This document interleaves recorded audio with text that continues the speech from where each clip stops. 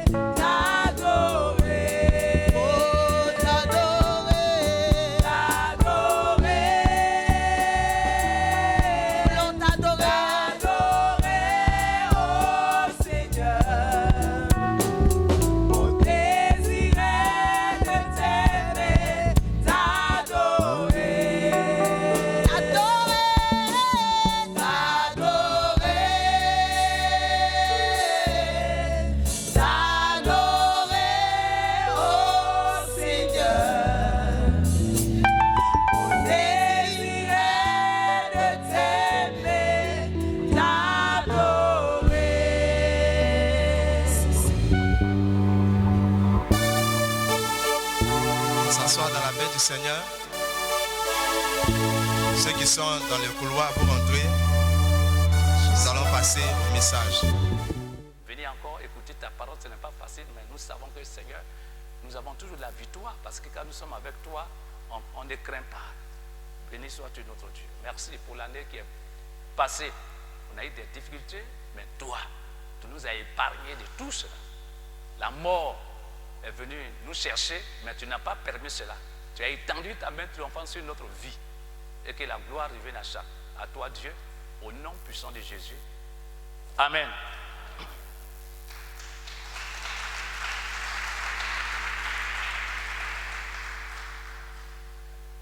Voilà, que Dieu vous bénisse. On était dans ce qu'on appelle l'amour. Gloire à Jésus. Voilà, il faut chercher le bien d'autrui. Cherche le bien de ton frère, de ta soeur, de celui avec qui tu marches. C'est ça qui est le vrai amour, c'est-à-dire la disposition du cœur de l'homme à vouloir faire du bien à son prochain. Sans condition, sans intérêt et puis sans hypocrisie. Tu es clair, tu ne cherches pas l'intérêt. Tu cherches ton intérêt. Et lorsque tu cherches ton intérêt, Dieu n'est plus dedans. Alléluia. Dieu n'est plus dedans.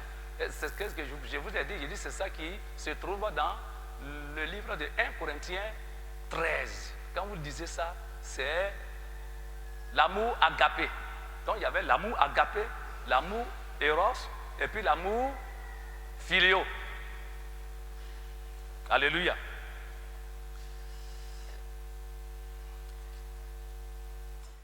À ceux, au verset 3, dans 1 Corinthiens 13, à partir du verset 1 jusqu'à verset 8. Maintenant au verset 3, je peux distribuer toutes les richesses à ceux qui ont faim. Je peux livrer mon corps au feu, mais si je n'aime pas les autres, je n'y gagne rien. Au verset 4, il dit l'amour est patient. Un homme d'amour, il est patient. Et dans l'amour, celui qui est patient, celui qui pratique l'amour de Dieu, Dieu va permettre à ce qu'il l'éprouve. Il va te décourager, ou bien il va te parler mal, ou bien il va avoir un mauvais comportement. Toi, tu ne dois pas te fâcher. Tu ne dois pas te fâcher parce que Dieu est en train de t'éprouver à partir de la vie de quelqu'un. Et le plus souvent, on va voir ça de suite, le plus souvent ça se passe comme ça dans le foyer. Non, il n'y a pas de problème. Nous, on est là pour faire du bien. Un enfant de Dieu est là pour faire du bien. Le retour là, ce n'est pas ça qui t'intéresse. Parce que le retour, ça est dans la main du Seigneur. Peut-être, si je ne faisais pas du bien, peut-être hier là, bon, c'était un incendie. Tout le monde est brûlé. Et puis vous allez attendre, tout ça là, c'est calciné, tout le monde. Mais au nom de Jésus, Dieu n'a pas voulu cela. Et tout à l'heure, je disais quoi? Quand je venais, c'est pas à quoi j'ai imaginé. J'ai dit, vous savez, dans la vie, tu fais, comme je le dis, on fait du bien. Quand on fait du bien là, à quelqu'un là, je le répète, quand on fait du bien à quelqu'un, le retour n'est pas important. Pourquoi? Parce que le retour de la personne, c'est ce qu'on appelle la reconnaissance. C'est ce qu'on appelle la reconnaissance. Donc toi, tu ne peux pas partir vers la personne pour dire, tu n'es pas reconnaissant. Non, s'il n'est pas reconnaissant, c'est Dieu qui doit prouver cela. C'est Dieu qui doit dire ça. Ce n'est pas toi. C'est pour te dire, la reconnaissance à l'Éternel. C'est Dieu qui doit dire, mon fils, lui là, il n'est pas reconnaissant. Ce n'est pas toi qui vas dire ça. Il faudra que toi, tu te laisses dominer par l'Esprit de Dieu. Vous voyez, si tu ne te laisses pas dominer par l'Esprit de Dieu, vraiment, tu seras toujours frustré. Ouais. Et puis c'est toi toujours, tu vas murmurer. Tu vas murmurer. Donc l'amour est patient. Il faut être patient. Un homme patient, un homme qui vit déjà une tranche, si on veut voir, une tranche du fruit de l'esprit. Et Dieu va l'utiliser. Et il va avoir les bénédictions concernant l'acte de patience. Vous voyez?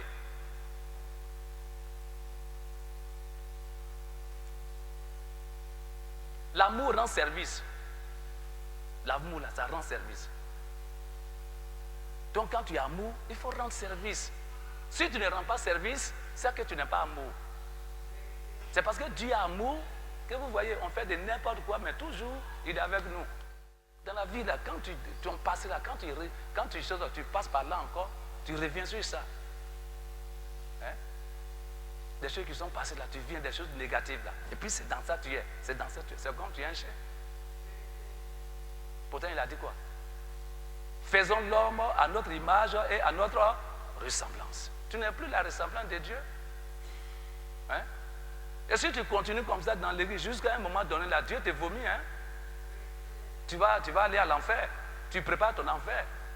Tu ne peux pas rester dans cette église-là jusqu'à dire que je suis chrétien. Et puis, tu ne peux même pas ranger ta vie. Si tu t'es coloré avant, tu insultais ton mari, tu insultais ta femme, maintenant là, tu ne dois plus le faire. Si tu étais un cafouilleur, maintenant tu n'es plus un cafouilleur. Ben, tu te dis quoi? Je suis avec le Seigneur. Je suis chrétien. On ne m'a pas dit, mais qu'est-ce que les gens diront? Non, ça c'est peu. Il faut dire, qu'est-ce que Dieu dira de moi? Parce que ce que les gens m'ont dit de toi là, souvent même tu es dans le Seigneur, tu pratiques la parole de Dieu, mais il y a des gens toujours qui vont parler mal de toi. Or, si Dieu parle mal de toi, ah, là tu es foutu. Mais si toi tu fais ce qui est de Dieu, et que les gens qui ne comprennent pas ça, ils parlent mal de toi, tu dois bénir le nom du Seigneur. L'église va devenir plus tard des choses. Hein? Un marché, ou bien le monde. On veut se faire voir dans l'église, c'est pas bon.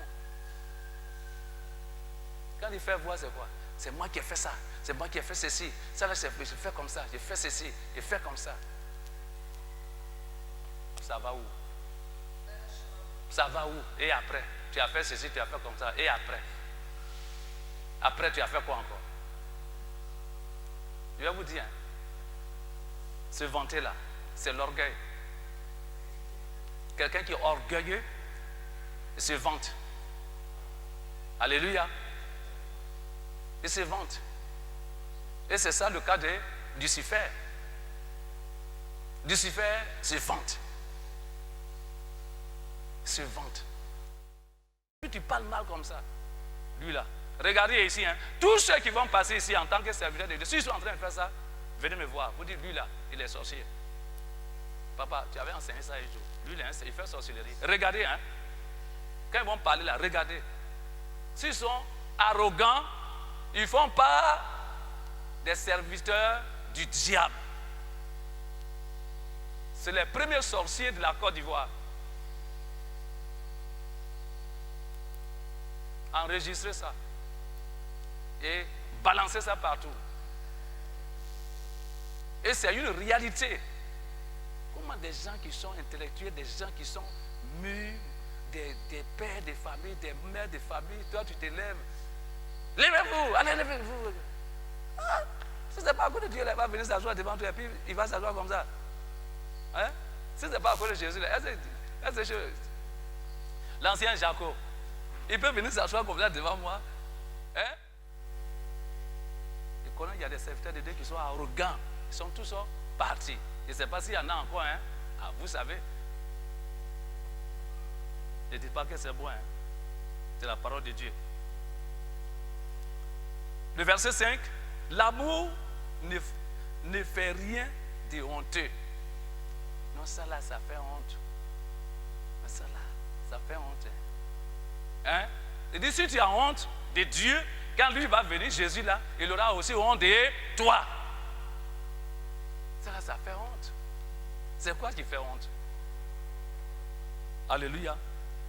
Donc on ne doit pas avoir honte. On fait l'œuvre de Dieu avec vie, avec assurance. Parce que nous savons que nous sommes dans la parole.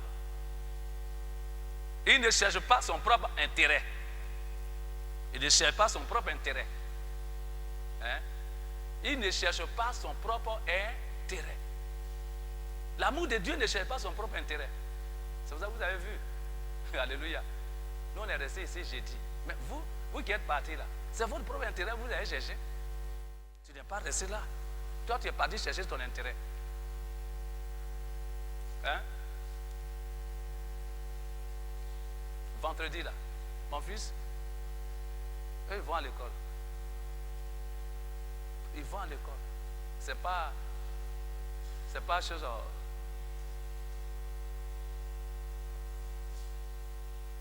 Université d'ici. Mais ils vont à l'école. Ah papa, vraiment. On dit encore demain, on n'a qu'à partir. Vous savez ce que je lui ai dit? Il dit mon petit, ça ne va pas chez eux là-bas. Nous, ça va. Il a dit à mon fils, il faut laisser faire ça là. C'est pas ça qui va te retarder. La Bible dit Dieu d'abord. Allons-y. Là-bas, là, il n'y a pas quelqu'un pour. Moi, je ne sais pas. Je dis, ah, il n'y a pas quelqu'un pour taper. Allons-y. Il faut enlever ça dans ta tête. Dis, papa, j'ai compris. Et puis on est venu. C'est pas lui qui a tapé jusqu'à. On a fini. Hein? Parce que quand tu cherches l'intérêt du Seigneur, il te met à l'aise. Il cherche aussi ton intérêt. Il te bénit. Mais quand tu ne cherches pas l'intérêt de Dieu, tu cherches pour toi-même, tu es en retard. Pour réussir, c'est difficile. La vraie réussite appartient à Dieu. La vraie réussite appartient à Dieu.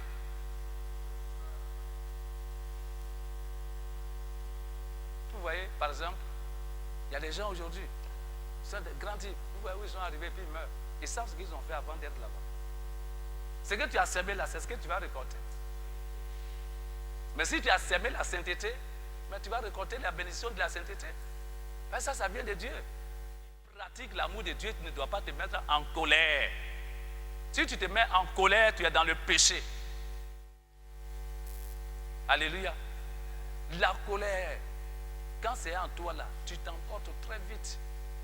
Et puis tu détruis toi-même ta propre vie.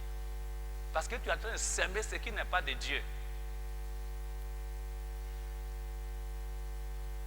Des hommes qui sont coléreux, tu ne peux jamais réussir. La Bible dit quoi? Dieu même, il est là en colère. Il est là en colère. Il y a des choses là, quand tu regardes là, ça ne te dit absolument rien. Tu dis, oh lui là, bon, il faut que je prie pour lui. Déjà, alléluia. Alléluia.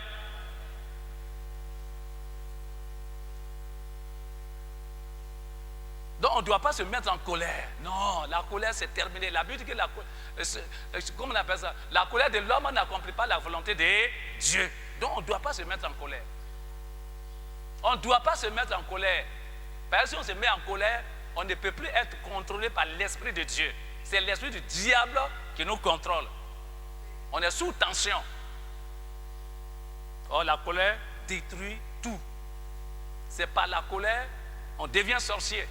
C'est par la colère, la sorcellerie se manifeste beaucoup dans la vie de tout un chacun qui se met en colère. 6. On va finir. 6.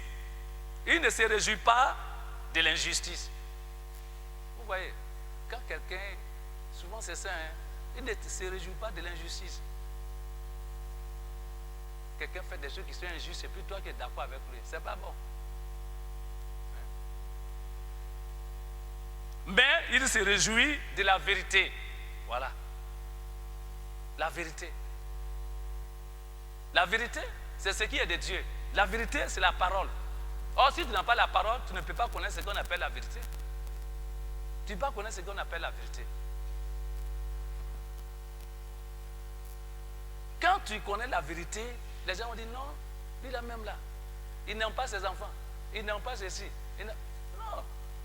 On va arriver là-bas, ce n'est pas aujourd'hui. Alléluia. Alléluia.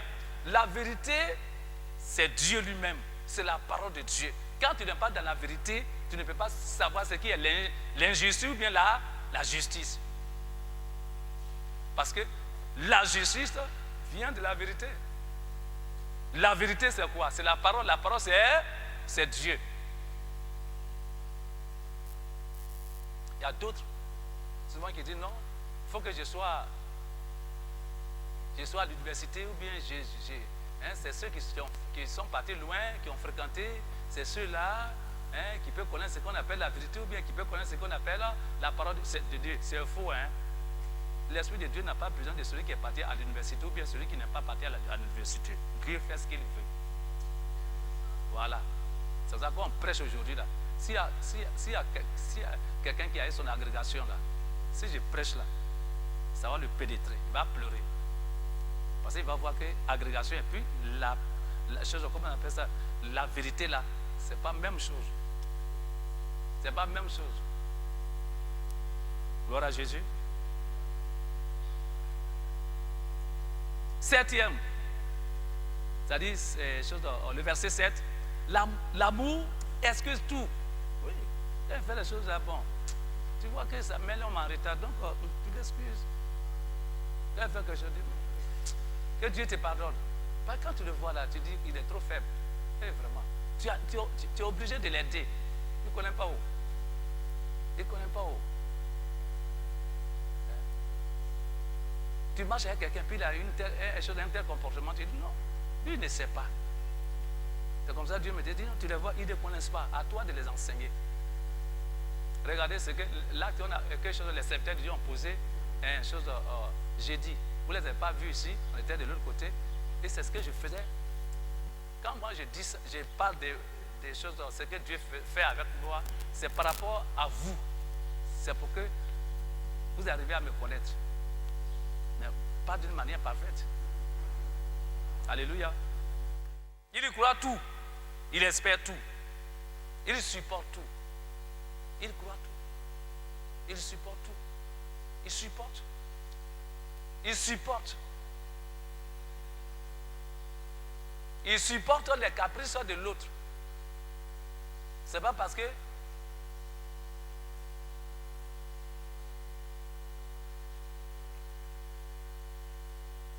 comme on le dit, il y a certaines choses qu'il fait ensemble avec lui, ou bien il y a un intérêt. Non, il n'y a pas d'intérêt. Mais il le supporte. On n'a pas dit quand il supporte tout, on n'a pas dit dans le malheur. Hein. Quand il est en train de faire les choses qui ne sont pas bien, hein, il est dans une situation façon de vol là. Il est en train de blanchir l'argent. Et puis tu le supportes. C'est pas ça. Hein? On parle de la vérité. S'il est dans ça, il faut lui dire la vérité. L'amour a besoin de la vérité partout. Quand tu le supportes là, il faut lui dire la vérité. Tu dis non, ça c'est pas de Dieu. Tu dis ça là, c'est pas de Dieu. Ça là, c'est pas de Dieu. Ça là, c'est pas de Dieu. Quand tu vois, il fait ça toujours. Tu vas maintenant dans la prière. La prière là, quand tu as prié là, Dieu va le dresser. Dieu va le faire parce que tu as parlé. Toujours c'est la même chose. Mais quand tu pries là, Dieu même intervient. Et quand tu interviens, il n'y a pas de problème. Ce n'est pas pour le tuer. Alléluia.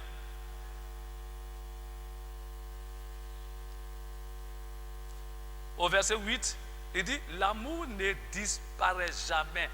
Voilà. L'amour ne disparaît jamais. Pourquoi? Parce que l'amour est égal à Dieu lui-même.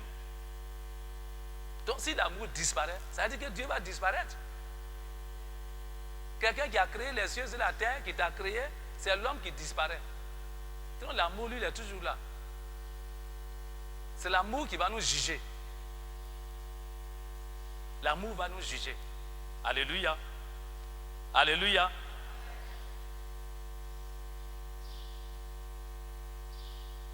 Il dit, les paroles dites au nom de Dieu s'arrêtent. Le don de parler en langue inconnue. Tout s'arrête. Alléluia. Et c'est ça qui est régi dans le livre qu'on appelle la Bible,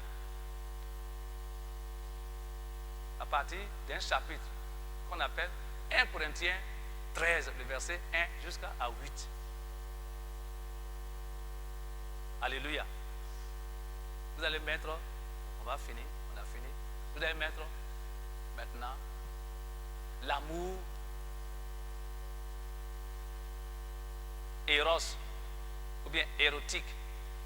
L'amour érotique, c'est l'amour entre deux sexes opposés de la même nature. L'homme et la femme. L'homme et la femme. Et dans le foyer, je vais prendre 2 minutes, dans le foyer, alléluia, c'est l'amour agapé que nous connaissons lorsqu'on n'était pas marié, lorsqu'on est né, on a appris à connaître ce que c'est que l'amour agapé. L'homme a l'amour agapé. La femme a l'amour agapé. Et les deux se marient. Vous voyez? Est-ce que là, on peut avoir intérêt? Est-ce que l'intérêt peut rentrer dedans? Non. Le plus souvent, là, les gens ne pratiquent pas des deux côtés. Soit le mari ne pratique pas l'amour agapé, les deux même, soit la femme ne pratique pas l'amour agapé. On dit ma femme, ma femme. On dit mon mari, puis ça s'arrête là. Non.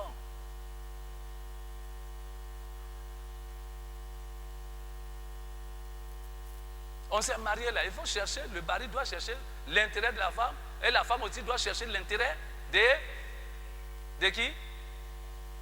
De l'homme. Parce que Dieu a dit quoi? Il dit, je fais la femme, je crée une aide. Il n'a pas dit la femme, il dit, je crée une aide à l'homme. C'est-à-dire la femme, elle est née pour aider l'homme. Sur tout plan. Sur tout plan.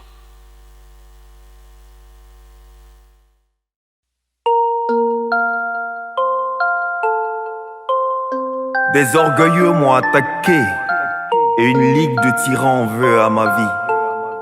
Ils ne tiennent pas compte de toi, Seigneur, mais moi, oui. Tu m'as délivré des profondeurs des ténèbres. Que ton nom soit jamais béni.